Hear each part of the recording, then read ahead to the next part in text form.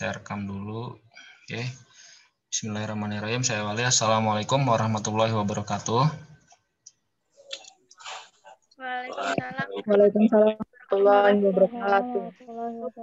Oke, selamat pagi and good day everybody. Pagi, Nah, terima kasih sudah bisa bergabung ke dalam Zoom meeting. Mudah-mudahan segala sesuatunya tidak masalah, baik dari kuota, sinyal, perangkat HP-nya maupun aplikasinya. Dan paling penting, mudah-mudahan kita semua selalu dalam keadaan sehat ya. Amin ya rabbal alamin. Oke, jadi Pak Bayu, tumben dari selama pembelajaran daring kan biasanya cuma pakai WA group. Kenapa kok Pak Bayu tiba-tiba minta Zoom meeting? Karena insya Allah ya, setiap orang kan pengen jadi lebih baik ya. Nah, dari strategi pembelajaran Pak Bayu coba susun. Pak Bayu coba susun untuk supaya nggak monoton, satu itu. Kedua, supaya kalian bisa dapat ilmu materi pelajaran Pak Bayu lebih mendalam. Nah, nggak ada solusi lain kalau nggak dengan cara tatap muka virtual seperti ini. Kalau pakai voice note itu tuh rasanya Pak Bayu apa ya, dalam benak Pak Bayu itu membayangkan ini. Setiap voice note itu belum tentu kalian langsung dengar. Itu yang Pak Bayu pikirkan itu. Setiap ada voice note masuk ke grup kalian, halo, cek. Kok sinyal saya agak-agak ini. Masih kedengeran ya? Salah satu jawab, coba tolong. Suara Masih wow. Ya, jadi setiap saya kasih voice note ke kalian itu rasanya mic-nya off dulu tolong. Setiap saya kasih voice note ke kalian itu punya feeling kok seolah-olah voice note saya itu belum tentu didengar sama kalian. Padahal saya bisa lihat itu loh, reportnya, laporannya bisa saya lihat ke kalian apakah WA dari saya itu dibaca atau tidak, atau voice note saya itu didengar atau tidak, itu saya punya reportnya. Cuman tentu pembelajaran yang baik itu adalah interaksi langsung. Interaksi langsung, ketika saya nanya, kalian jawab gitu, atau ada pertanyaan dari kalian, saya langsung jawab gitu. Kalau dengan WA group itu bener interaksi juga, tetapi sedikit tertunda biasanya. Nanyanya pagi, dijawabnya kadang-kadang siang gitu. Karena kita nggak tahu aktivitas kita masing-masing. Mungkin kalian masih tidur, mungkin kalian masih baru mandi, mungkin lagi sarapan, mungkin ada yang bantuin ibunya, atau mungkin ada yang bantuin bapaknya. Gitu. Nah, dengan Zoom meeting ini, Pak Bayu coba membahas beberapa soal pembelajaran kepada kalian, soal plus jawabannya dengan sedikit penjelasan nanti di sana gitu. Nah, harapannya kalian menyimak dengan baik karena dari soal-soal yang saya jelaskan di situ nanti sebagian besar, tidak semuanya ya, sebagian besar itu akan masuk dalam bagian soal dari penilaian tengah semester yang akan kita laksanakan minggu depan itu. Nah, gimana Pak dengan yang nggak bisa ikut? Kasihan dong mereka nggak bisa belajar. Nah, kenapa begitu? Saya rekam sekarang ini. Saya rekam pada saat Zoom meeting ini, saya rekam supaya apa yang kita pelajari nanti bisa ditampilkan di YouTube dan mereka saksikan. Kalau juga mereka punya kuota, kalau nggak ada ya mungkin bisa sharing dengan kalian lah lewat WA group atau lewat Japri, silakan saja, nggak apa-apa gitu. Oke ya, to the point, langsung saja kita mulai pembelajaran. Kita mulai dari materi senam lantai terlebih dahulu. Bisa dilihat di sana tampilannya. Bisa? Vira bisa kasih jempol? Bisa dilihat tampilan soalnya? Ayun, kasih jempol kalau terlihat. Kelihatan nggak Yun? Ditanyain ge. Ayun atau Vira, kelihatan nggak? Manggut-manggut aja si Ayun. Oh iya, agak telat dikit ya. buffering ya ininya sinyalnya. Ya, oke. Kelihatan. Karena di layar Kelihatan, Pak. ya, makasih. Karena di layar Nggak ada, Pak. ada yang nggak kelihatan. Coba di ini dulu, dicek dulu atau di reload lagi deh. Karena di layar Pak Bayu ini yang nampak wajahnya itu cuma si Ayun sama si Vira. Jadi Pak Bayu nanyanya dua ini, mohon maaf ya, yang lain kalau nggak ditanyain. Oke ya, masih ada yang belum kelihatan tampilan layarnya, tampilan soalnya? Nggak ada ya, kelihatan semua soalnya di sini di layar. Oke, kita bahas satu persatu. Ya, satu saat Nggak melakukan... kelihatan, Pak. Masih ada yang nggak kelihatan? Saya ulangi langkahnya.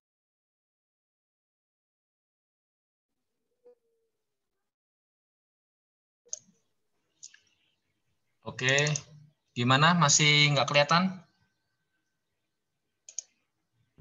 Kelihatan, Pak. Kelihatan, Pak. Udah.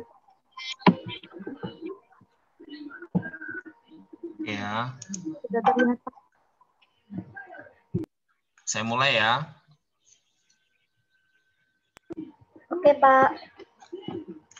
Oke, nomor 1, saat melakukan gerakan guling ke depan di bagian tubuh yang mengenai matras terlebih dahulu adalah, itu jawabannya yang paling tepat adalah yang E, tengkuk. Nggak usah dijabarin lagi yang A, B, C, D-nya. Tengkuk udah pasti. Bagian tubuh ya, bagian tubuh. Nih, bagian tubuh, kata kuncinya bagian tubuh yang mengenai matras. Gitu. Gimana dengan tangan, Pak? Kan kalau guling depan, tangan duluan yang nempel di matras. Bukan tubuh, itu lengan, beda. Yang ditanyakan di sini kata kuncinya adalah bagian tubuh. Ya. Jawabannya yang tepat adalah tengkuk. Tengkuk itu mana? Leher bagian belakang sini nih. Kalau di hewan apa namanya? Punuk. Punuk. Bagian belakang tengkuk gitu ya. Bagian belakang. Kalau pinggang itu tahulah pinggang ya. Kalau punggung itu di sini. Kemudian kalau panggul itu di atas pinggang bagian belakang. Kemudian kalau kepala, nah ini sering kesalahan kalau guling depan itu menggunakan kepala, tumpuan awalnya itu salah sekali.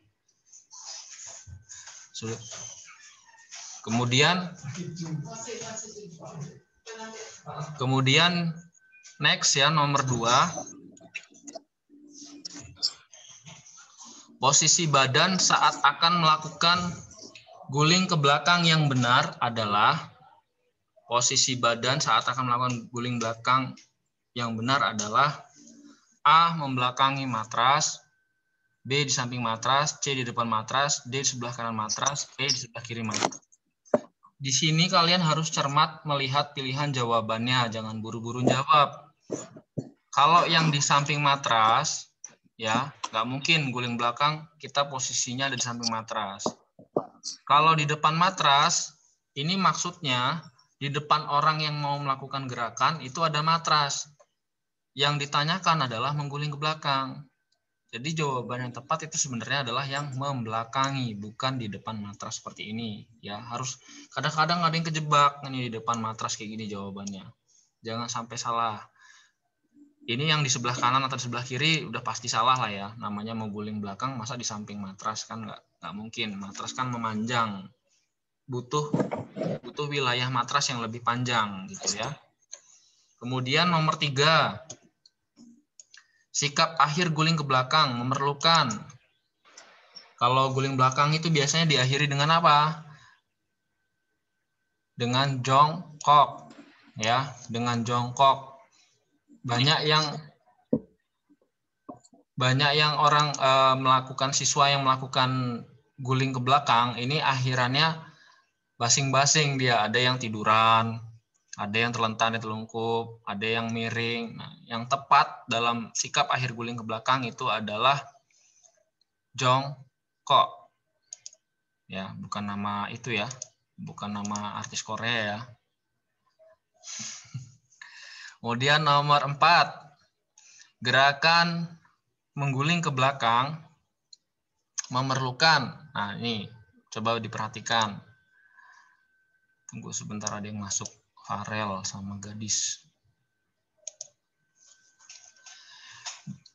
Gerakan mengguling ke belakang memerlukan A. Kekuatan kedua tungkai, B. Kekuatan kedua tangan, C. Kekuatan otot perut, D. Keseimbangan, E. Kelentukan. Nih, banyak dari kalian yang nggak tahu kata-kata tungkai. Tungkai itu apa coba? Saya nanya ke Latifah, coba jawab. Tungkai itu apa? Latifah? Nggak tahu, Pak. Nggak tahu. Fania Prima, coba jawab. Tungkai itu apa? Tungkai, Pak. Iya, tungkai itu apa? Yang itu, Pak. Yang ujung kaki itu, Pak. Ujung kaki. Kayaknya. Kata Fania, tungkai itu ujung kaki. Vira, tungkai itu apa, Vira? Nggak tahu, Pak. Hah? Nggak tahu? Nggak tahu. Oh, Ya. Gio, tungkai itu apa, Yo? Oh, itu Pak, bagian kaki yang memanjang dari bagian atas paha ke telapak kaki. jelas sudah googling gitu. Jelas sudah googling gitu. Oke ya. Nah, off dulu semua. Mic-nya off dulu. Saya jelaskan. Tungkai itu adalah bagian dari pangkal paha, ya. Maaf saya ngomongnya dari selangkangan ya.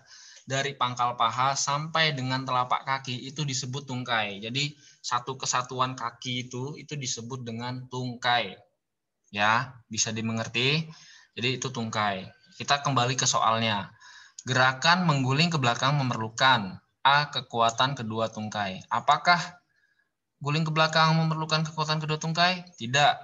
Salah ya. Karena nggak ada gerakan dorongan kaki sama sekali sepertinya di sana.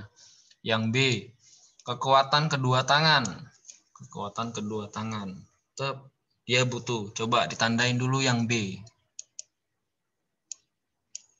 Cek. Halo. Kedengeran nggak suara Pak Bayu?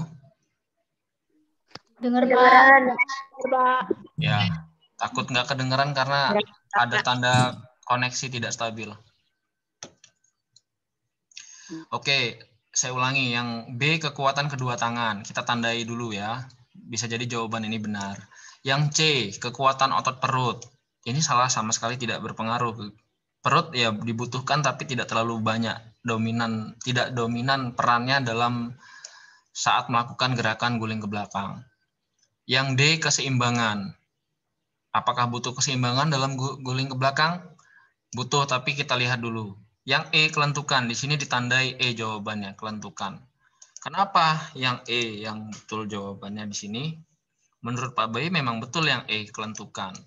Dari gerakan guling ke belakang ataupun guling ke depan, itu sangat utama yang diperlukan adalah kelentukan. Ingat, catat itu. Yang sangat dibutuhkan di sana adalah kelentukan. Kenapa? Tadi yang B, kekuatan kedua tangan, ini memang dibutuhkan dalam gerakan guling ke belakang ataupun guling ke depan. Tangannya kuat, bisa membantu dorongan ke belakang atau ke depan, tergantung gerakannya. Tetapi, dengan tangan yang kuat pun, belum tentu bisa menghasilkan guling ke belakang atau guling ke depan yang baik apabila tidak memiliki kelentukan, badannya kaku. Tangannya kuat tapi badannya kaku. Gulingnya akhirnya miring hasilnya. Nah, kalau dia punya kekuatan kedua tangan yang baik ditambah dengan kelentukan yang baik, maka akan menghasilkan keseimbangan, yaitu gerakan guling ke belakangnya atau gerakan guling ke depannya akan lurus dengan sangat baik. Nah, trouble di kalian, masalah di kalian itu biasanya ketika melakukan gerakan guling ke belakang dan guling ke depan, itu biasanya miring, betul kan? Hasilnya miring, baik guling ke depan maupun guling ke belakang. Trouble-nya itu adalah di kelentukan sebenarnya. masalah utamanya adalah di kelentukan. Plus penunjang lainnya adalah kekuatan kedua tangan. Kalau tangannya kuat, ya, insya Allah keseimbangan itu akan terwujud. Dengan catatan yang paling utama adalah kelentukannya terlebih dahulu. Jadi jawabannya yang nomor 4 ini adalah yang E di sini, gitu ya. Ya, nanti kalau soal PTS-nya tetap sampai D. Ini kan Pak Bayu ngambil dari Google atau blog. Kalian jangan terpatok dengan terpatok ini. Kalian catat aja yang menurut kalian kira-kira penting atau screenshot. Mana yang kira-kira prediksi kalian jadi soal. Nomor 5, posisi yang membantu saat menolong gerakan guling ke depan adalah, nah ini kita pahami dulu ya. Posisi yang membantu, koma, ini harusnya ada komanya di sini harusnya. Posisi orang yang membantu maksudnya saat menolong gerakan guling ke depan. Jadi ini ceritanya saya sebut saja misalkan Vira mau guling ke depan. Ini ada yang bantu si Fania misalkan. Fania mau ngebantuin. Jadi yang ditanyakan adalah posisi Fania yang mau membantu Vira saat gerakan guling ke depan adalah posisinya di mana si Fania ini? A, di depan yang memerlukan gerakan guling, maksudnya mau praktek guling ke depan, atau B, di belakang yang memerlukan bantuan guling ke depan, atau C, di samping yang memerlukan guling ke depan, atau D, di sebelah kanan matras, dan E, di sebelah kiri matras.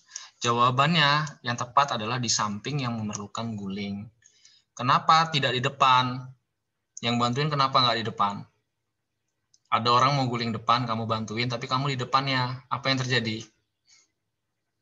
Ketendang. Numbur, Pak. Ya, tabrakan, tumburan. Ya, jadi apalagi kalau di belakang kenapa masalahnya? Kalau di belakang. Kalau di belakang yang bantuin ada di belakang. Masalahnya apa?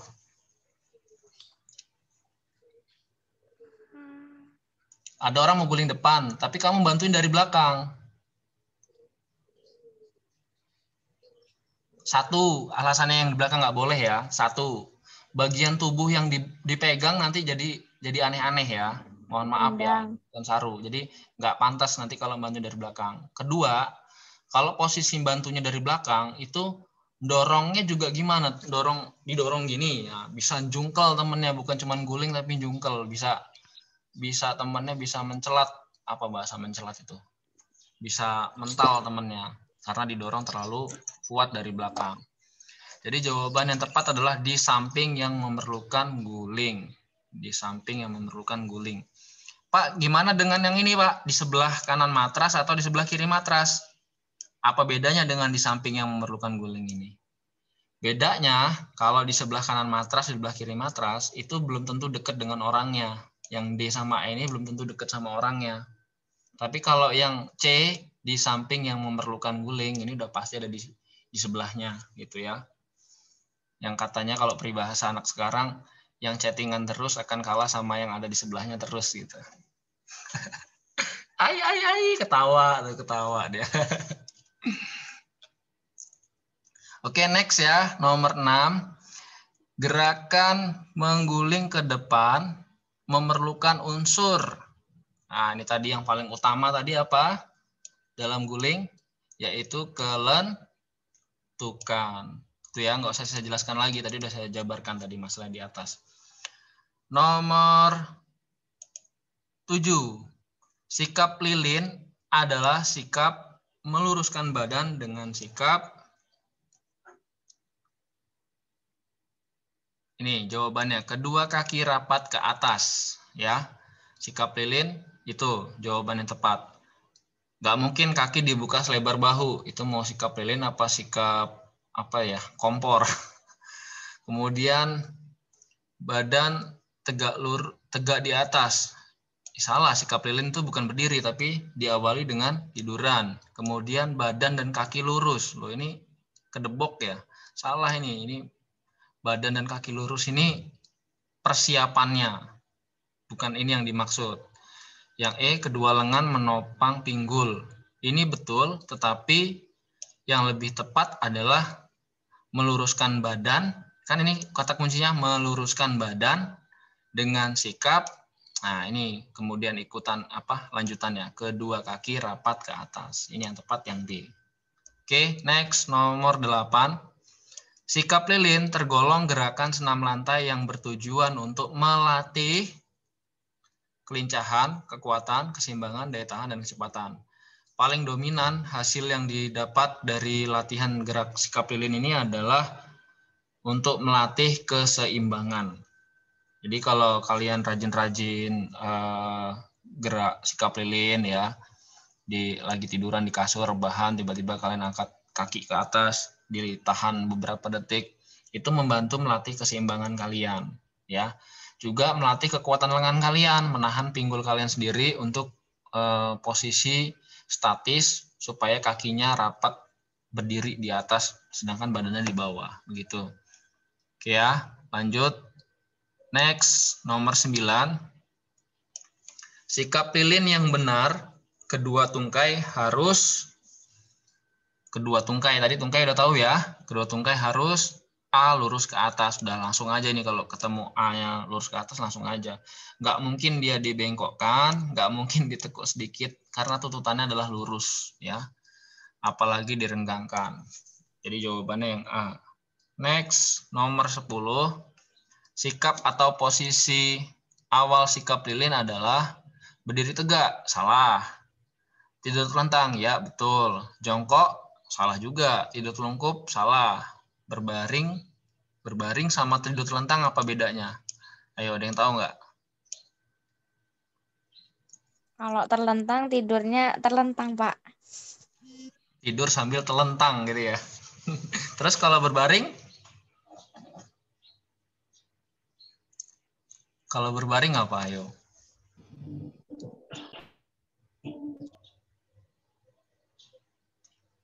Gak ada yang tahu. Oke. Kalau terlentang itu ngadepnya ke depan, Pak. Tapi kalau berbaring itu bisa ke kanan, bisa ke kiri. Betul sekali. Itu siapa tadi yang jawab? Si Ananda, ini ya, Fernanda. Anastasia Fernanda ya? Siapa yang jawab? Pak. Oh ya. Jadi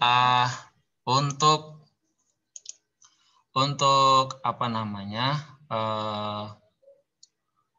tidur telentang itu posisi badan ngadep ke atas, posisi badan, wajah, badan ya itu ngadep ke atas.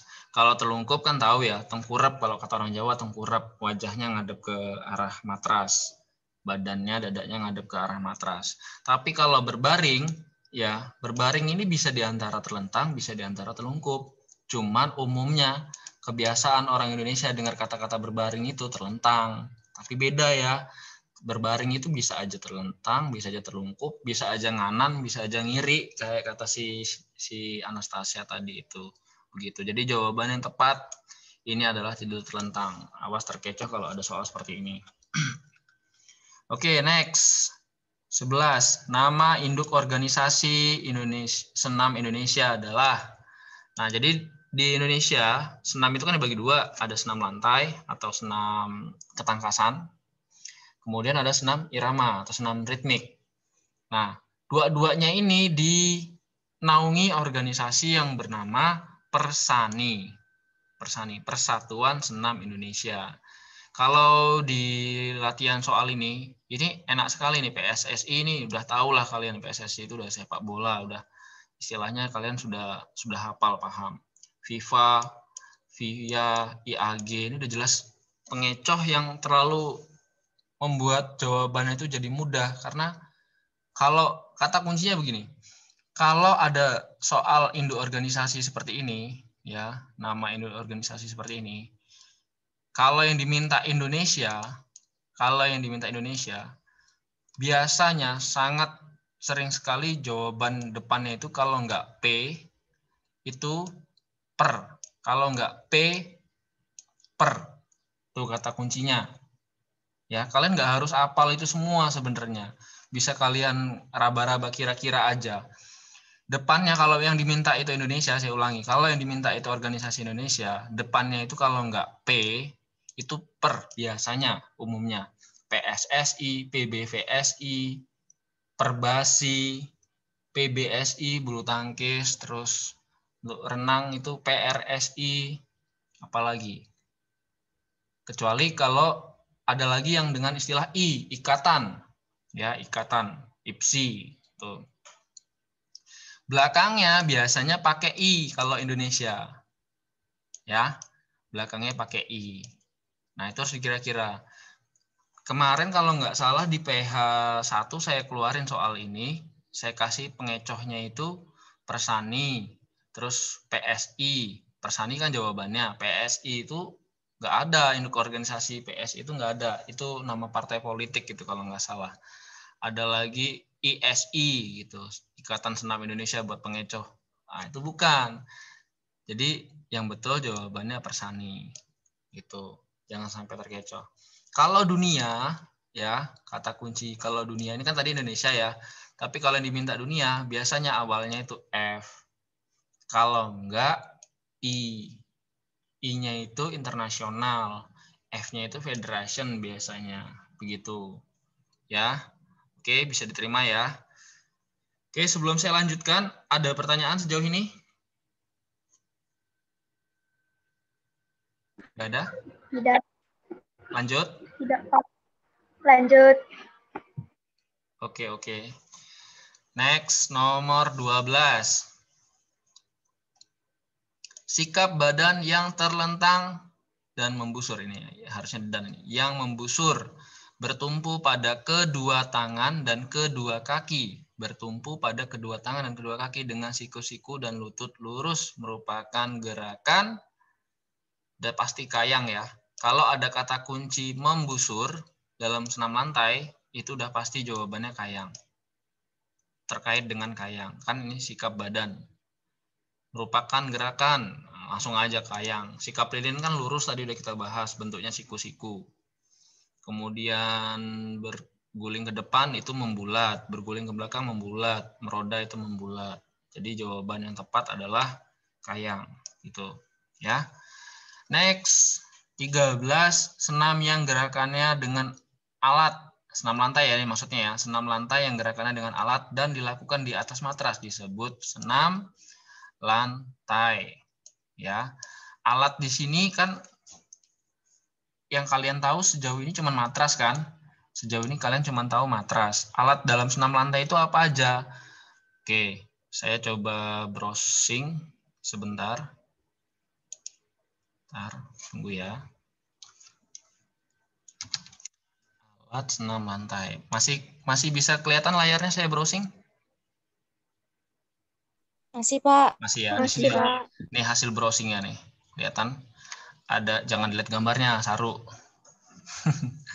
Oke.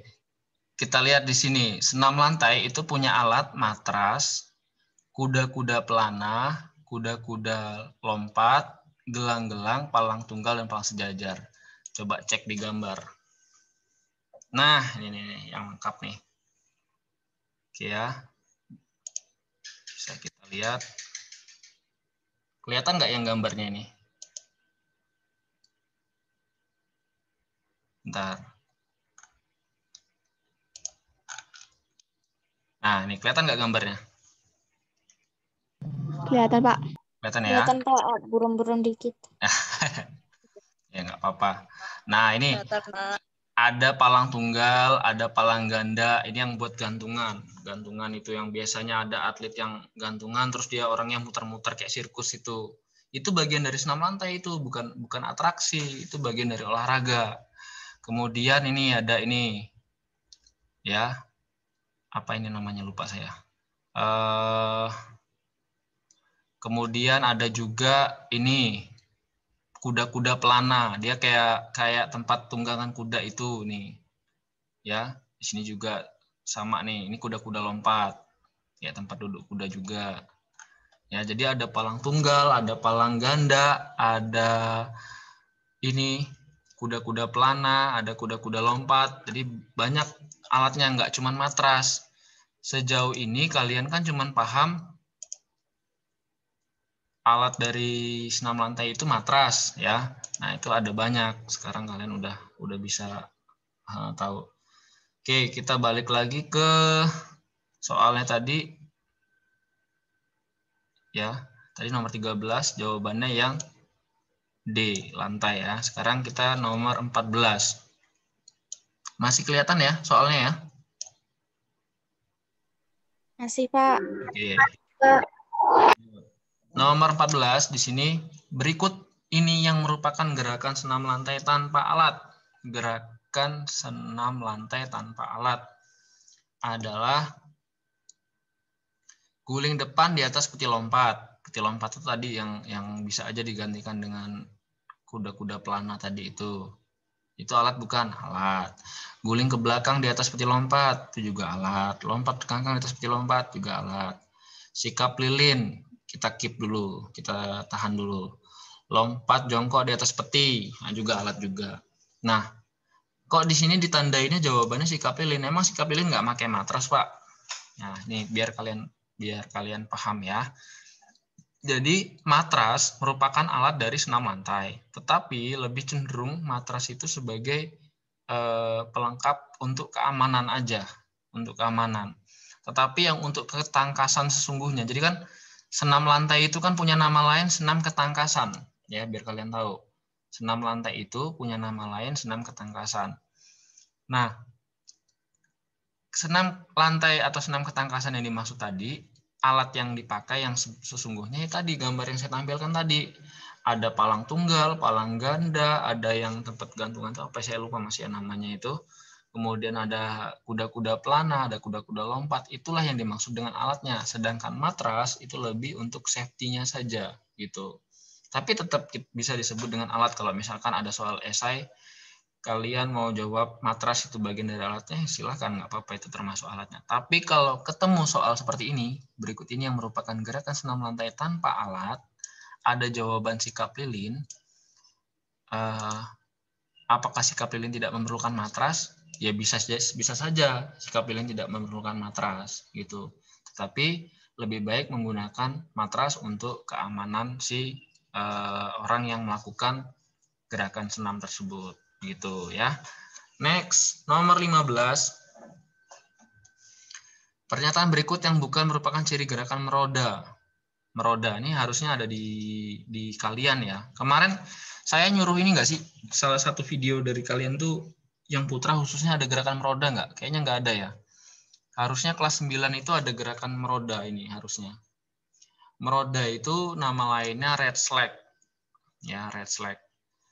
Ini jawaban yang betul nomor 15 ini, yang bukan merupakan ciri gerakan meroda itu adalah fase tangan memegang kaki. Mana ada gerak mau jatuh dia kalau tangannya megang kaki ya. Gerakan meroda itu yang koprol itu loh, meroda itu. Ya, beda dengan salto. Kalau salto itu gerakannya searah dengan wajah ke depan atau ke belakang. Tapi kalau meroda itu nyamping. Nyamping itu yang tangannya bergantian itu. Ya. Kemudian nomor 16, saat melakukan gerakan guling ke belakang, kepala menunduk ke dada. Dilakukan pada saat panggul mendarat di atas matras. Nih jawabannya yang ini. Panggul tadi adalah bagian pinggang ke atas ya. Jadi guling ke belakang itu kan yang diduluin apa? Dimulai dari maaf, bokong ya. Dari pinggulnya, nah panggul dengan pinggul itu sama nggak? Coba saya nanya siapa nih? Ya,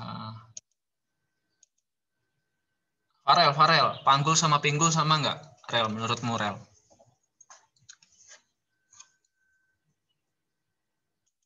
Halo, Farel? Ya tidur dia, cuma disetel doang. Aduh. Ya nggak apa-apa, mungkin sinyal. Husnuzon, saya berprasangka baik. Mungkin sinyal. Coba ganti orang. Yang kira-kira di hosting siapa ya? Hamim.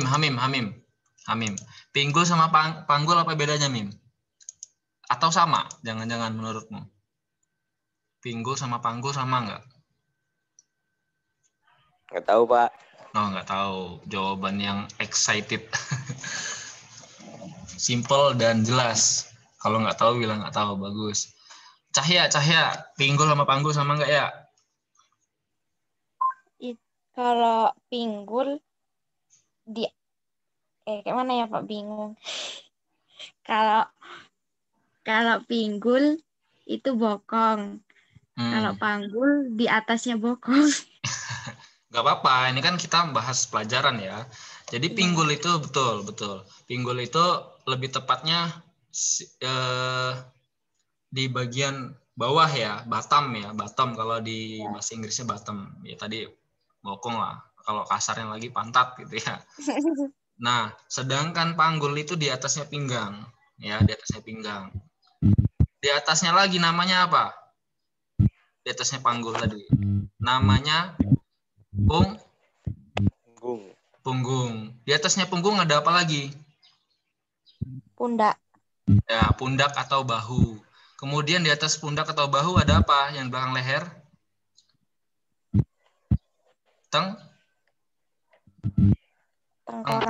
Tengkuk. Yang untuk gerakan paling depan, tengkuk. Baru bagian kepala belakang ya, bagian belakang kepala.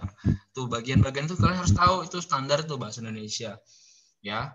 Kalau kamu udah tahu tadi panggul, pinggul udah tahu, punggung udah tahu, bahu atau apa tadi namanya pundak udah tahu, kemudian tengkuk dan bagian kepala atas. Nah, di sini soalnya adalah, oke, mic-nya di-off-in dulu yang lain. Saat melakukan gerakan berguling ke belakang, kepala menunduk ke dada dilakukan pada saat, ini jawabannya, panggul mendarat di atas matras. Kan ke belakang ya, ke belakang itu kan posisinya jongkok dulu. Kemudian jatuhin pantat dulu ke matras. Baru diikutin panggulnya. Nah, ketika panggulnya sudah nyentuh apa namanya matras, baru kepala ini nunduk, kepalanya dideketin ke arah dada. Itu supaya safety pada saat gerakan rollnya itu kalian aman gitu. Ya, itu nomor 16. Next.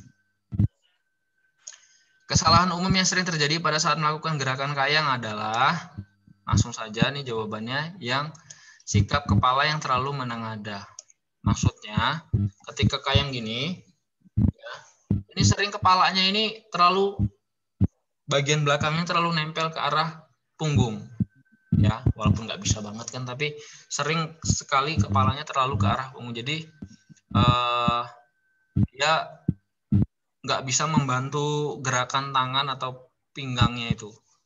Sering kesalahannya di situ. Ini yang jawabannya yang C.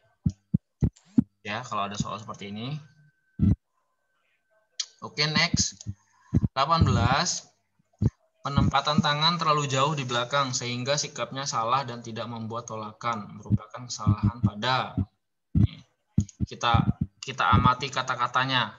Penempatan tangan terlalu jauh di belakang. Ya, ulangin. Penempatan tangan terlalu jauh di belakang sehingga sikapnya salah dan tidak membuat tolakan, merupakan kesalahan pada gerakan. Apakah kayang? Bisa jadi, ya. Kayang juga gerakan tangannya ke belakang ya. Apakah guling? Guling apakah yang dimaksud? Salah, nggak ada kejelasan di sana. Seperti kamu yang nggak pernah jawab tembakanku. Iya, apa sih? Kemudian yang C, guling ke belakang ya. Guling ke belakang. Apakah betul guling ke belakang? Nanti kita lewatin dulu, kita keep dulu. Apakah meroda? Ada gerakan ke belakangnya? Enggak, meroda itu ke samping. Sikap lilin itu ngangkat kaki ke atas. Jadi yang agak ini tadi kayang dengan guling ke belakang. Oke, kita cermati. Jangan sampai kejebak dengan soal-soal seperti ini. Penempatan tangan terlalu jauh. Sorry, itu ada suara mic siapa ya? Dimatikan dulu. Berdengung di sini. Oke, udah hilang. Penempatan tangan terlalu jauh di belakang sehingga sikapnya salah dan tidak membuat tolakan. Tidak membuat tolakan. Apakah gerakan kayang butuh sebuah tolakan? Tidak. Gerakan kayang itu justru ketika tangan sudah sampai ke belakang, mendarat di matras, udah stay dia, nggak boleh ditolak-tolak lagi. Stay di situ, ditahan keseimbangannya. Berarti kayang tidak termasuk yang ditanyakan di sini karena tidak membuat tolakan. Jadi jawabannya yang C, guling belakang. Coba kita bayangkan ketika mau guling belakang, penempatan tangannya terlalu jauh. Apa yang terjadi? Tidak berhasil melakukan gulingan ke belakang, tidak berhasil melakukan tolakan dia karena terlalu jauh naruh tangannya.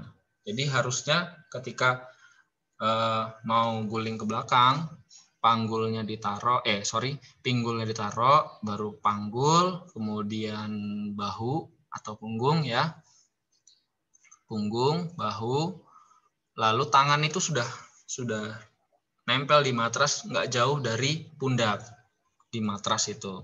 Baru kalian bisa berhasil melakukan guling belakang dengan baik. Itu nomor 18. 19.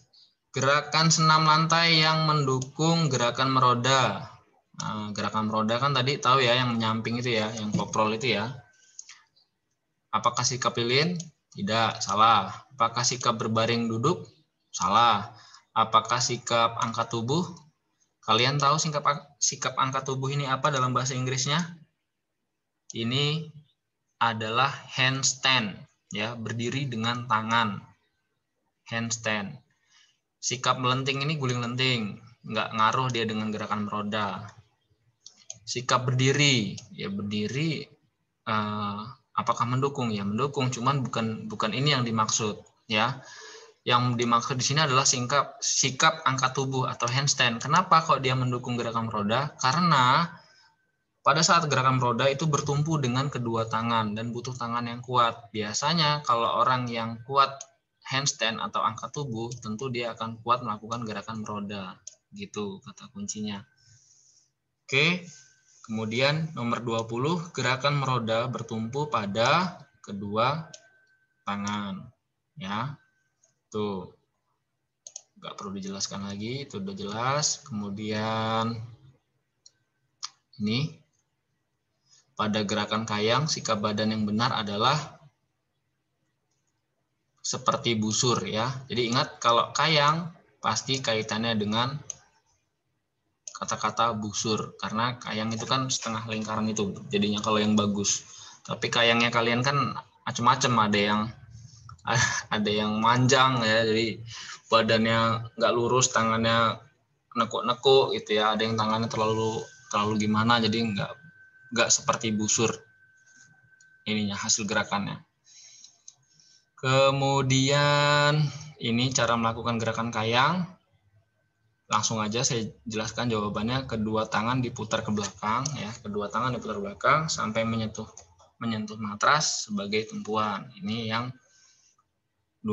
nomor 12 lagi ya. Ya pokoknya inilah nomor ini ya. Kemudian manfaat gerakan kayang adalah meningkatkan kelentukan pinggang ya. Kelentukan pinggang, bukan leher, bukan otot tangan, bukan otot leher, atau bukan juga untuk melatih otot perut. Jawabannya untuk meningkatkan kelentukan pinggang. Kemudian posisi badan saat akan melakukan roll belakang yang benar adalah tadi sama kayak tadi, membelakangi matras. Oke, next lagi. Ini saya lewatin ya. Ini saya lewatin. Nah, ini loncat harimau. Kemarin ada nih yang ngumpul video dengan gerakan loncat harimau. Loncat harimau gerakannya hampir sama dengan gerakan roll belakang, roll depan, handspring, meroda. Jawabannya adalah yang roll depan. Mirip ya, mirip sekali dengan roll depan. Hanya bedanya dia ada tantangannya ya, ada rintangannya, ada orang yang jadi ini. Kalau dia lompat harimau yang sebenarnya dia pakai tadi kuda-kuda pelana, tapi yang nggak ada gagangnya, yang nggak ada pegangan, jadi kayak kursi gitu, kayak tumpukan kayu, tapi di atasnya ada sofanya gitu, ada joknya gitu, supaya lembut ketika ngerol. Oke, Federasi Senam Dunia. Kalau tadi Indonesianya apa?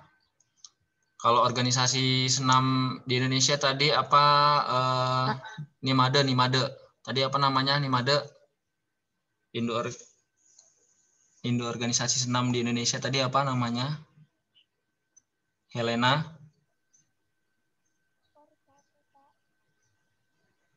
Mana suaranya nih? Halo?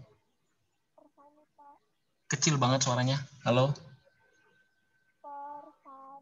Oh ya, Persani. Suaramu kecil banget, pakai headset paling ya. Oke, makasih. Tutup lagi mic-nya.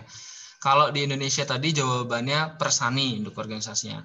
Sedangkan kalau di dunia, Federasi Senam Dunia itu disebut FIG. Ya. FIG itu panjangannya Federation International Gymnastic. Ya, nanti kalian bisa browsing sendiri. Kemudian nomor 6, alas untuk melakukan gerakan senam lantai adalah matras, sangat jelas di sini. Apalagi ya, gerakan setengah berguling biasa disebut dengan gerakan ini guling lenting. Nih, nah, kalian yang tahu yang biasa praktek kemarin yang ngumpul video, keep itu guling lenting ini namanya. Dia setengah berguling dia. Kemudian gerakan roll yaitu gerakan berguling. Jadi istilah guling depan ya, kita kembali ke nomor yang di atas ini. Guling ke depan ini istilahnya kalau diinggriskan, roll itu kan guling, kalau ke depan itu forward. Jadi kalau guling ke depan itu forward roll. Itu. Kalau guling ke belakang, guling itu roll, ke belakang itu back. Jadi guling ke belakang itu back roll, kalau guling ke depan itu forward roll. Ya. Jadi kalau ke depan forward, kalau ke belakang back. Kemudian untuk loncat harimau ya, istilah bahasa Inggrisnya itu tiger sprong, biar kalian paham. Tiger sprong. Tiger biasa tulisan tiger, kemudian sprong itu SPRONG, tiger sprong istilahnya. Kemudian apa lagi ya? Ini sama aja soalnya. Lewat, kemudian oke, lewat lagi.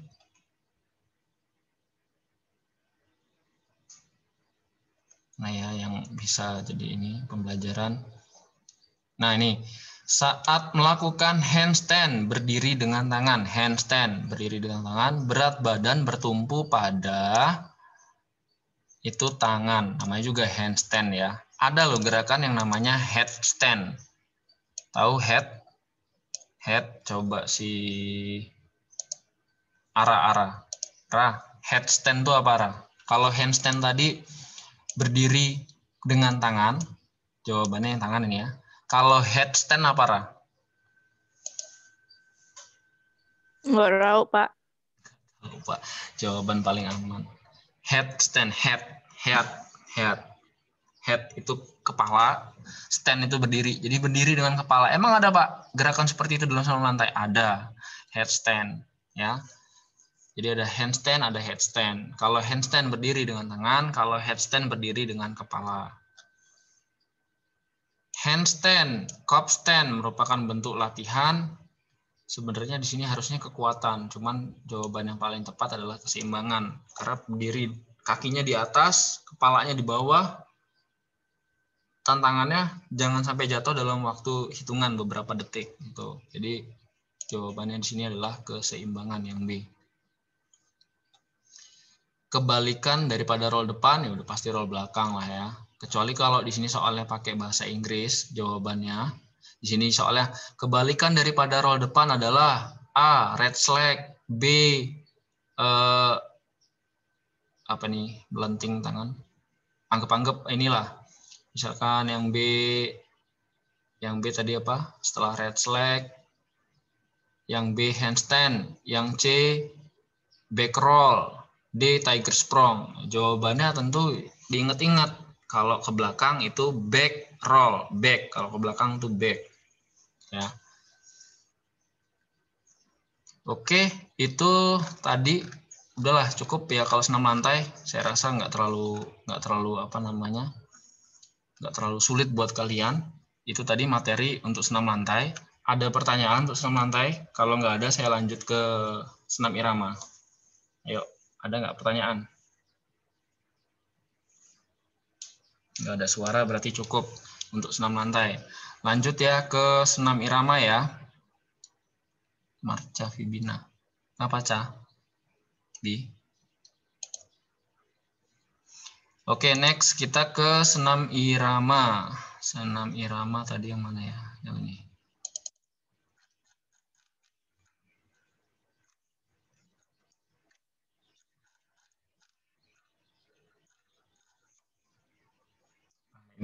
Ini soal untuk SMA, yang ini nomor 1 saya skip, saya lewatin. Kemudian nomor 2 ini kurang begitu mudah dicerna soalnya. Bentuk tes gerak tubuh sesuai dengan apa? Irama kalau di sini harusnya. Irama. Soalnya ini yang lebih tepat ini apa ya? Ini nih kalau kalian mau saya ambil nilai, ya, ambil nilai dengan senam. Nah, senam iramanya itu bentuk tes gerak tubuhnya itu disesuaikan dengan apa maksudnya? Nah, dengan irama. Nah, iramanya itu tadi bisa berupa apa saja. Bisa berupa ketukan, bisa berupa lagu, atau hanya musiknya saja. Kalau lagu kan ada yang nyanyinya, kalau musiknya aja. Itu ya. Ini ke level SMA ini sebenarnya. Kemudian gerakan senam irama diiringi irama musik yang dilakukan secara berirama. Dulu ini enggak lengkap. Nah, ini nomor 4 aja nih. Ada yang share screen ya? Siapa yang nyoret-nyoret ini? Dihapus. Kok ada yang nyoret-nyoret? Oh, belum saya matiin tadi. Nah. Ya, biar nggak nyoret-nyoret lagi. Ada yang nyoret nih dari kalian nih. Oke ya, jadi di sini berikut ini alat yang dipakai dalam senam irama kecuali alat yang dipakai dalam senam irama kecuali. Kalian perlu ketahui dulu alat-alat senam irama. Jadi senam irama itu kan terbagi 2 ya. Senam irama itu senam irama yang menggunakan alat dan senam irama yang tidak menggunakan alat ya. Senam irama dibagi 2, ada yang menggunakan alat dan ada yang tidak menggunakan alat. Nah, yang menggunakan alat itu alatnya ada banyak. Ya, alat yang bisa dipakai itu ada banyak. Kalau di Indonesia kan umumnya aerobik itu senam-senam biasa itu kayak senam pramuka, senam apa lagi? Senam Indonesia Jaya, senam yang kalian kenal lah, senam Maumere, senam Poco-Poco itu semua senam yang tanpa alat ya, cukup gerakannya saja dan lain-lain gitu. Sedangkan senam irama itu sebenarnya bisa pakai alat. Bisa pakai tali ya, bisa pakai bola, bisa pakai simpai. Ada lagi apa yang kalian tahu? Pita, tahu pita nggak? Dia biasanya jelek ya nulis pakai mouse. Bisa apa? Pita itu kayak kayu pendek, kurang lebih 0,5 meter kali, terus ada kayak pita itu loh, hiasan itu, lebarnya mungkin sekitar berapa yang segini itu, dia gerakannya dilungker-lungker gitu, kayak penari balet. Nah, penari balet tahu ya, penari balet kan biasanya ada yang tali-tali dimainin itu. Nah, itu pakai pita. Kemudian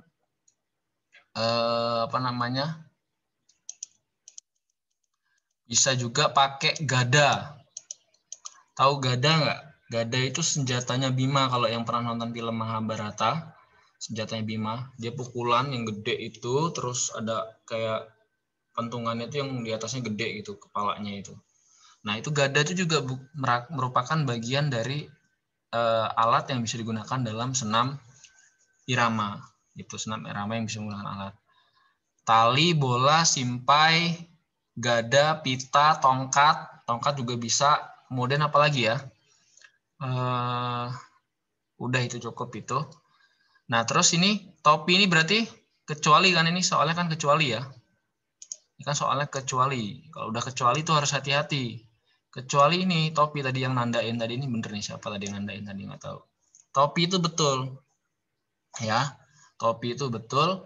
Kenapa kok topi bukan bagian dari alat yang bisa dipakai dalam senam irama? Karena penjelasannya, topi itu merupakan aksesoris, bukan alat yang dimaksud dalam gerakan senam irama. Ya, topi itu aksesoris. Sama halnya dengan pakaian, baju, celana, sepatu itu aksesoris, ya. Topi pun aksesoris, pakai jilbab itu aksesoris. Tapi yang dimaksud alat ini, ya, alat yang dimaksud di sini itu adalah alat yang dalam gerakannya memang berfungsi secara gerakan itu memang berfungsi sekali itu. Bukan cuma nempel doang. Kalau topi kan nempel doang tuh. Topi bisa dipakai, bisa enggak. Boleh dipakai, boleh enggak maksudnya begitu.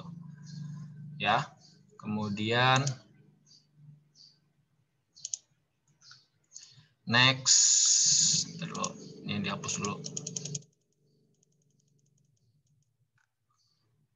Oke, next. Senam irama. Oh, ini level SMA. Ini 6 SMA juga. Tujuan melaksanakan peregangan sebelum melaksanakan senam irama. Ya, pemanasan. Nah, ini ya, untuk yang nomor 7 ini sebenarnya kalau dalam senam irama yang sesungguhnya itu harus memiliki 3 fase. Senam itu harus memiliki 3 fase. Coba saya nanya dulu sama Aloysia. 3 fase dalam senam irama apa aja, Loy? 3 fase dalam senam irama itu ada pemanasan, gerakan inti, dan gerakan pendinginan, Pak. Nah, oke, makasih. Jadi dalam senam irama itu ada 3 fase, tadi disebutkan sama Aloysia, ada pemanasan, ada inti, ada pendinginan. Tiga-tiganya ini harus sepaket sebenarnya. Jadi kalau ada soal seperti ini sebenarnya bukan ngecoh kalian ya. Senam irama mana tadi ya? Nah, nomor 7 tadi. Tujuan melaksanakan peregangan sebelum melaksanakan senam irama. Ini peregangan ini cukup gerakan ringan aja sebenarnya yang dimaksud. Tapi kalau dalam senam irama yang sesungguhnya itu kan sudah ada fase pemanasannya. Biasanya pemanasan itu gerakannya nggak terlalu ngebeat, santai dia, lebih cenderung sedang cenderung santai. Kemudian kalau sudah masuk ke fase inti baru dia gerakan yang lebih cepat, lebih energik. Dan yang terakhir, fase yang terakhir adalah pendinginan. Pendinginan biasanya musiknya slowly begitu. Nah, kalau di sini nih peregangan yang dimaksud adalah peregangan biasa yang cuma gerakan gini aja, 1, 2, 3, 1, 2, 3 ya, cuma peregangan biasa aja. Kalau lebih utuhnya ya dalam senam itu sendiri ada fase pemanasan, inti, pendinginan. Udah lengkap itu sebenarnya. Kalian kalau senamnya yang energik banget dari awal sampai akhir berarti tidak ada pemanasan di sana. Kalau senamnya terlalu slowly banget, nah itu senam apa yoga itu harus ditanyakan.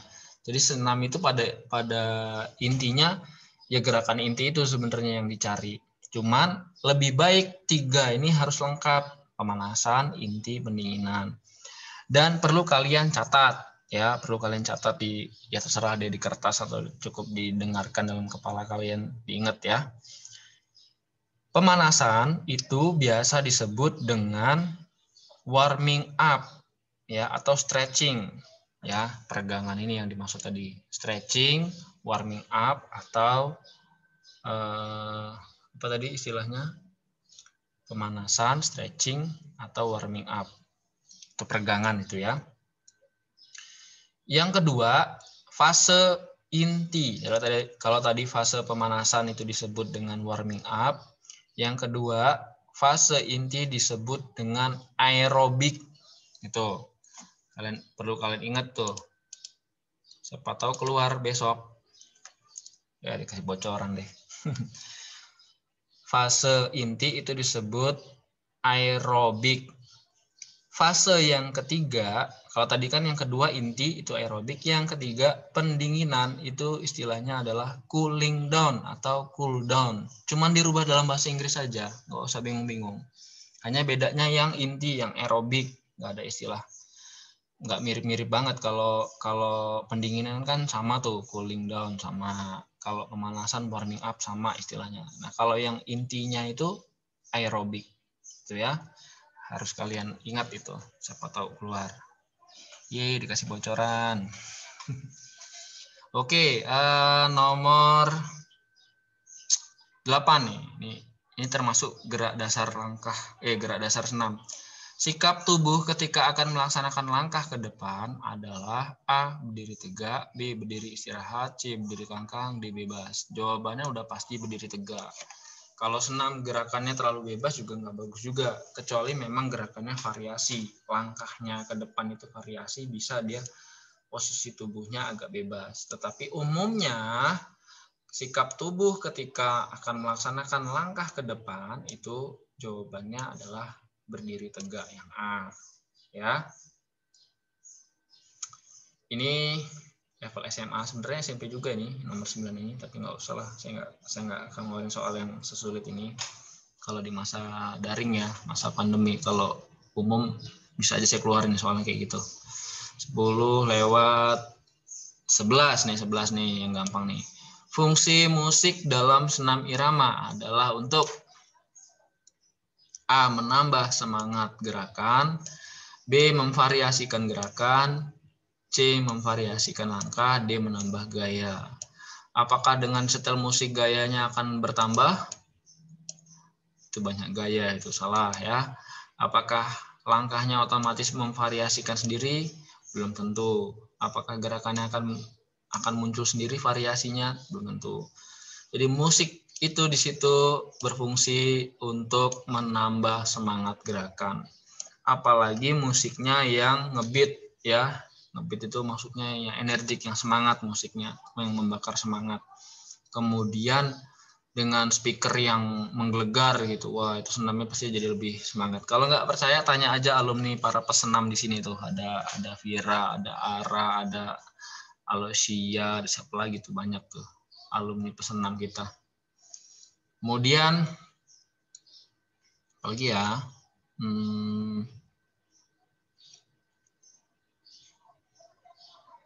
ini berikut ini ya, adalah evaluasi dalam unsur gerakan senam ritmik adalah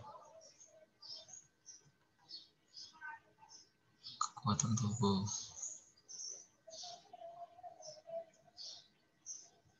Enggak usah lah ini, enggak ada keluar. Nih kata-kata ini nih kemarin saya tanyain terus nih. Kontinuitas, apa itu? Coba si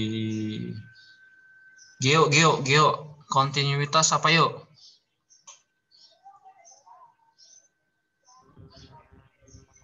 Tahu Pak. Aduh, simple banget. Jerry. Kontinuitas ini saya tanyakan kemarin pas PH1. Jerry, halo. Gak tahu Pak. Aduh, iya sih sing lanang-lanang nih. Marca.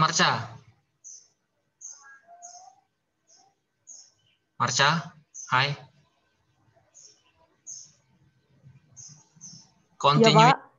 Kontinuitas itu apa dalam senam irama? Pengulangan gerakan bukan, Pak? Hampir tepat. Maria Vania coba dilengkapi.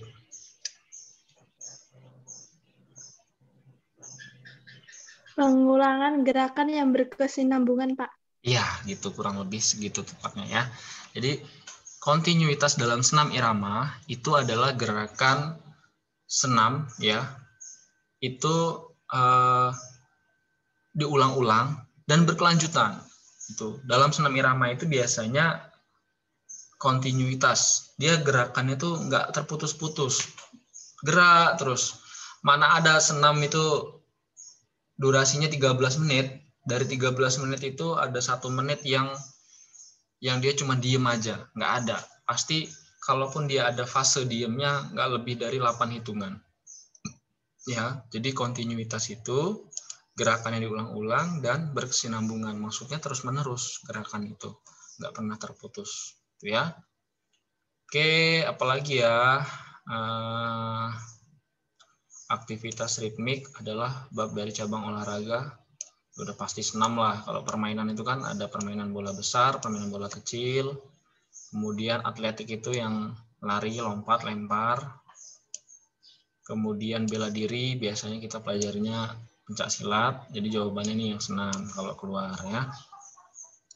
Nah ini nggak kalah penting nih, sebagai pengetahuan, senam irama akan bermanfaat apabila dilakukan dengan A. Sistematis, B. Gembira, C. Teratur, D. Efektif. Coba saya nanya dulu sama Alia. Alia, nomor 14 ini apa ya?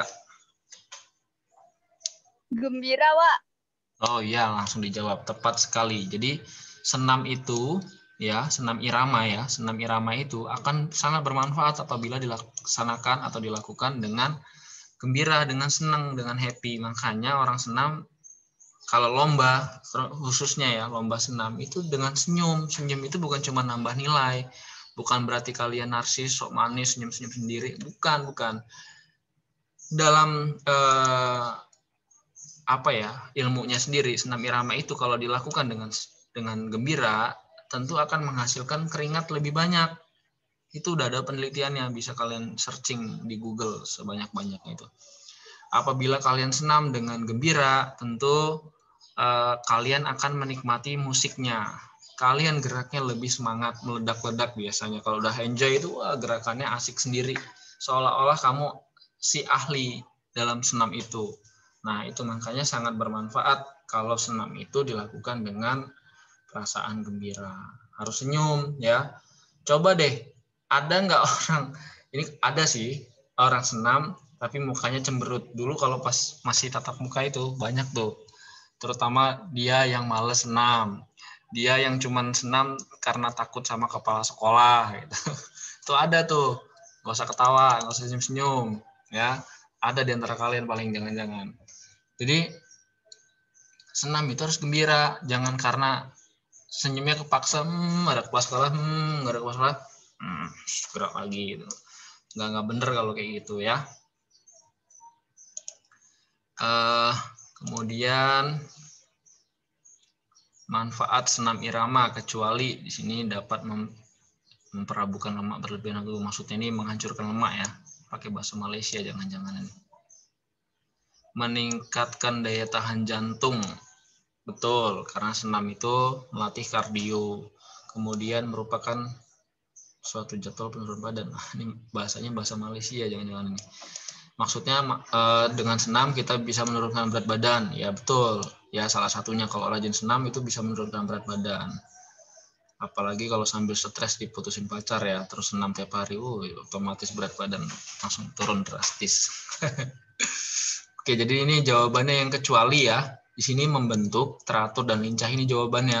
Kenapa ini jawabannya? Karena dia nggak jelas membentuknya membentuk apa, teraturnya yang mana, dan lincahnya yang apa. Tapi ini nggak akan saya keluarkan dalam ulangan, soalnya kurang jelas. Nah ini nih, senam irama. Kelentukan, keseimbangan, keluasan, fleksibilitas, kontinuitas, ketetapan dengan irama merupakan mana nih?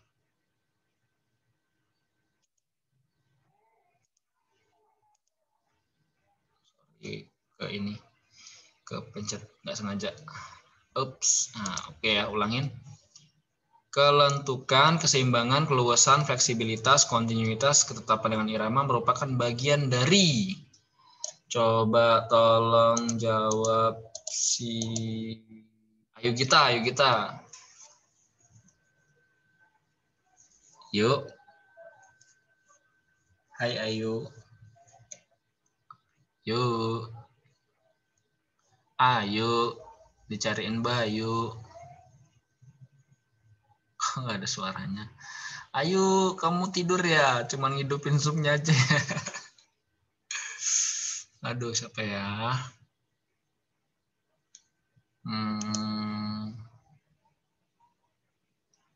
Gendis. Yuk, Gendis. Ini nomor 16 nih jawabannya apa, Gendis?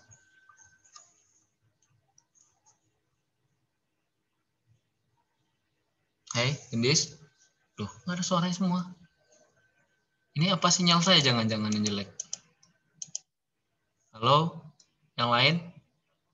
Jawabannya iya, Pak. Tuh, Pak. Tuh ada tuh. Jawabannya unsur-unsur, Pak. Unsur-unsur, Pak. Kalian ini jangan-jangan main WA di belakang saya kalian ini. Aduh, kacau. Itulah ya resiko pembelajaran daring. Kita nggak tahu apa yang kalian Itu, lakukan. Pak. Jawabannya unsur-unsur. Ya, betul sekali. Terima kasih. Jawabannya adalah unsur-unsur. Jadi unsur-unsur dalam senam irama itu ada banyak. Salah satunya ini kelentukan, keseimbangan, keluasan, fleksibilitas, kontinuitas. Ya. Kalau tadi kontinuitas sudah ditanyakan, keseimbangan tahulah, keluasan apalagi. Jadi kalau orang senam juga harus luas. Kalau kaku nggak enak niatnya. Oke ya.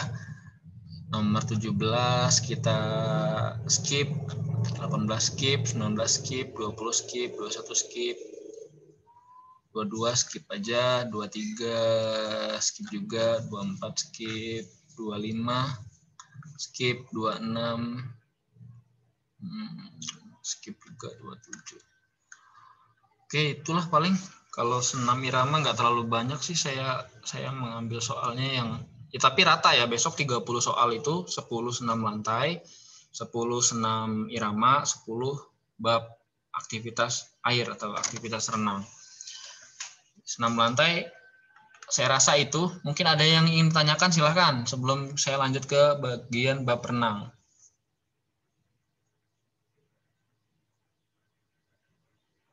Nggak ada? Apakah kalian tidak ingin menanyakan apakah saya rindu kalian belajar di sekolah? Tentu saja saya rindu kalian.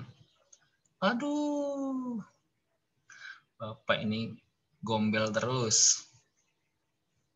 Nggak daring, nggak luring, nggak tatap muka. Tetap aja ya. Oke, next ya, lanjut. Gimana? Lanjut, Pak. Lanjut. Ya. Rindu. Hah? Gimana? Siapa tadi yang ngomong? Vania ya? Vania Prima ya? Apa Van P? Ngomongnya putus-putus. What happened ya naon? Oke, lanjut ya. Oke, lanjut. Kita menuju ke bab renang atau aktivitas renang.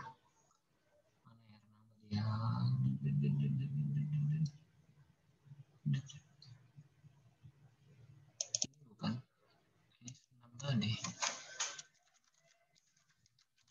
Kumpulan soal renang gaya. Kalian kemarin belajar renang gaya punggung ya? Kita buka yang ini aja coba. Kelasnya 12 ya, Ki. Kok gaya bebas sih? Bukan yang ini.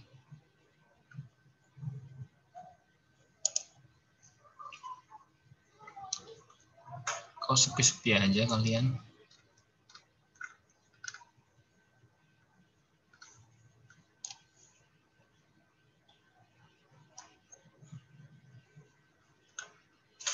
Nih, oke ya, kita bahas dari blog set ini, punya Umar Dhani blogspot.com. Kita bahas ya.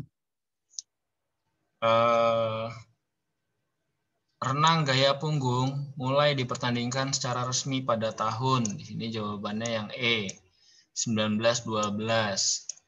Apakah betul? Silahkan cek di Google. Kalau saya sudah tahu ini betul 1912. Ya, pertama kali di Indonesia tahun berapa? Silakan. Ini kok Vania Prima keluar, masuk lagi. Sorry. Nah, di Indonesia tahun berapa? Silahkan dicari juga. Siapa tahu itu keluar jadi soalnya. Kemudian renang gaya punggung mulai dipertandingkan secara resmi pada waktu diselenggarakan Olimpiade di Stockholm, Barcelona, Seoul, Athena atau Sydney. Jawabannya yang A, Stockholm. Stockholm itu di mana? Ada yang tahu nggak Stockholm itu negara apa? Ini kan nama-nama kota nih. Pilihannya. Stockholm itu nama kota di negara apa? Siapa ya?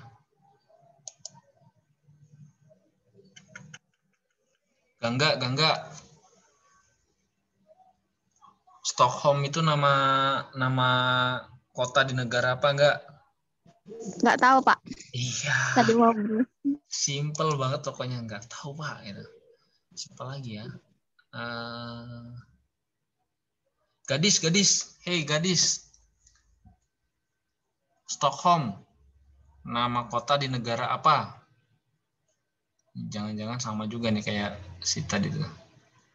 Dis? Ya, Pak. Stockholm itu nama kota di negara apa?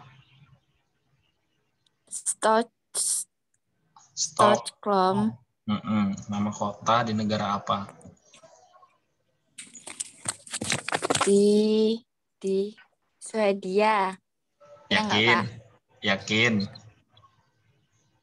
Nggak tahu, Pak. Jawabannya ragu-ragu. Ya, Stockholm itu ibu kota Swedia. Ya, nggak usah ragu-ragu. Walaupun kamu googling juga nggak apa-apa loh. Jawab-jawab aja untuk saya nggak lihat kok. Tapi biarkan aku, kamu, dan Tuhan yang tahu. Cie. Udah mau azan lagi nih. Lanjut ya, nggak apa-apa ya. Sebentar lagi udah selesai kok. Ya. Kemudian yang renang gaya punggung lagi mana ya?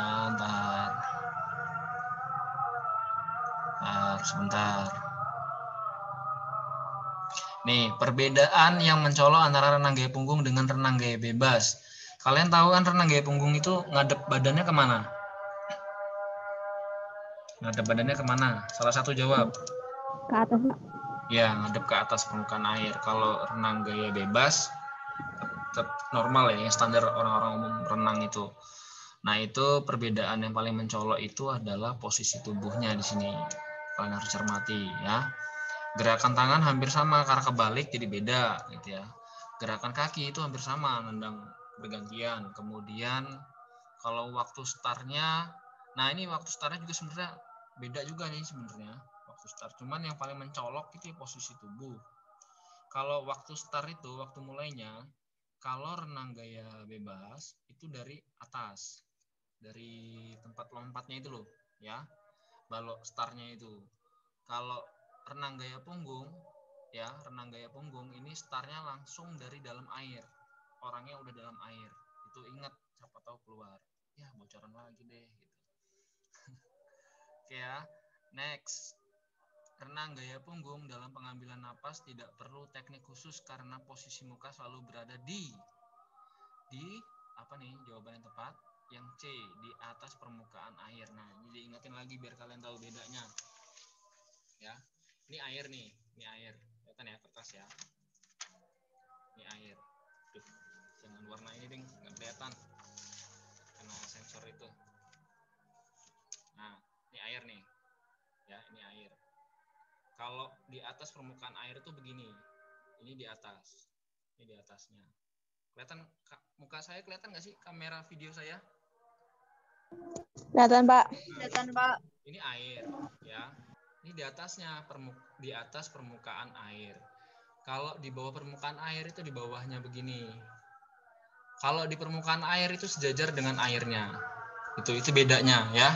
Jadi renang gaya punggung dalam pengambilan napas tidak perlu teknik khusus karena posisi muka selalu berada di atas permukaan air. Ya karena mukanya langsung nongol di atas air. Jadi enak ngambil napas sama buang napasnya langsung aja. Nggak perlu teknik khusus kayak renang gaya-gaya yang lain. Gitu. Kemudian next. Dalam belajar renang gaya punggung ada beberapa teknik yang harus dipelajari dan dikuasai kecuali posisi badan, gerakan kaki, gerakan tangan, pengambilan napas, atau menyelam. Kalau renang gaya punggung nggak usah menyelam ya, karena dia cenderung renang gaya punggung itu mengapung, gitu ya. Next, dalam renang gaya punggung posisi badan selalu terlentang,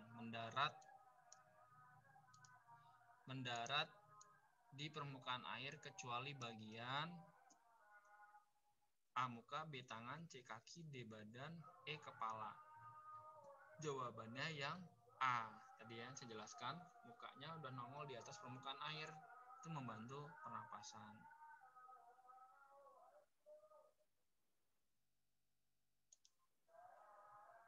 Kemudian Yang berikutnya, pada renang gaya punggung, gerakan kaki menghadap ke. Gerakan kaki menghadap ke. Yang tepat jawabannya. Ini kalau ada yang chat, siapa yang chat? Suaranya hilang. Suaranya hilang benar. Nggak kedengeran. Halo? Kecil Pak suaranya. Halo, cek, tes. Kecil Pak, kecil. Masih kecil suaranya? Udah Pak, udah Pak. Oh iya. Oke ya, kurang dekat barangkali. Oke, jadi untuk renang gaya punggung gerakan kaki menghadap ke atas. Ya, dia mengepak-ngepakkan kaki, tendang ke atas terus tendang lagi ke bawah ke dalam air. Jawabannya yang C. Yo, diingat siapa tahu keluar. Nah, udahlah ya, itu aja karena udah azan. Kalau mungkin masih ada yang harus ditanyakan atau ingin ditanyakan kalian, silahkan langsung tanya di grup. Nanti saya bantu jawab sebelum ulangan gitu. Jangan mendadak pas malamnya ulangan, besok ulangan malamnya baru tanya gitu. Kenapa? Karena biasanya saya kalau udah kayak gitu saya malas ngasih jawaban. Malas. Kalau udah ada jauh hari ini saya malah seneng. Saya kasih, saya ulas, saya bahas. Jadi kalau kalian udah mepet-mepet, saya kurang ini ya. Udah mepet baru kalian tanya gitu. Dari jauh-jauh karena Pak Bayu juga akan menyiapkan link soal atau modelnya. Gitu. Oke, ada pertanyaan? Hai. Tidak, Pak. Tidak ada ya. Oke, sebelum saya akhiri, saya mengingatkan buat kalian nanti ada persiapan untuk PTS yang kelas 9 untuk login ke akunnya masing-masing. Mungkin udah dibagikan sama wali kelas mungkin ya. Nanti linknya saya bagikan setelah ini karena saya masih dari pagi sampai baru ini selesai. Silahkan kalian login dan checklist checklist untuk privasi notice-nya itu supaya bisa ikut PTS dengan model cloud besok minggu depan maksudnya. Kemudian untuk kalian yang nggak bisa mengikuti, tolong sampaikan pada teman-temannya atau yang tadi terputus-putus bisa dilihat di YouTube nanti. Insya Allah saya upload kalau hasilnya bagus ya. Kalau nggak bagus saya juga nggak enak kalau mau ngupload. Kemudian apa lagi terakhir, tetap ingat 5M. Jaga jarak, pakai masker, dan cuci tangan, serta kurangi mobilitas, dan hindari kerumunan ya. Oh ya, terlupakan, ada lomba video. Ada lomba video buat kalian, nanti saya bagikan. Harusnya hari ini saya share, karena saya sibuk dari pagi. Lomba video itu video pembelajaran. Di pelajaran apa saja kalian boleh pilih video yang pernah kalian kumpul ke pelajaran apa aja. Salah satu aja yang dipilih, yang terbaik menurut kalian, dikumpul ke panitia untuk diikutkan lomba. Lombanya itu lomba video pembelajaran yang pernah disuruh sama gurunya.